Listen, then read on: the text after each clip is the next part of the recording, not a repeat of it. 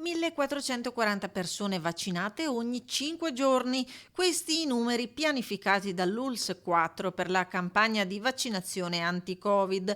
Priorità al personale sanitario e parallelamente agli ospiti delle case di riposo. 150 dosi sono state già somministrate agli operatori ospedalieri di San Donà e 150 ai colleghi di Portogruaro, 100 all'ospedale di Jesolo e 100 in corso agli operatori sanitari operanti nell'area portogruarese. Anche al centro servizi Stella Marina 140 persone vaccinate tra ospiti e operatori. E ci hanno consegnato 1740 vaccini.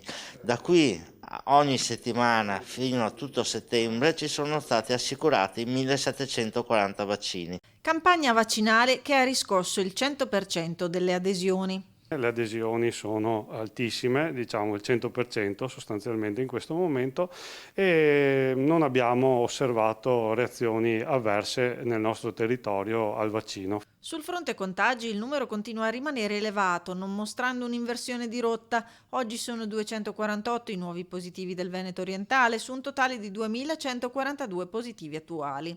Tra le novità segnalate dall'ULSS 4, l'entrata in funzione del primo Covid Hotel, il Residence Progresso di Jesolo, la guarigione da Covid di una signora di 107 anni alla casa di riposo di Caorle e all'ospedale di San Donà il primo nato dell'anno. Un bimbo nato da mamma positiva al Covid-19 che ha partorito nella nuovissima sala parto riservata alle donne positive al virus.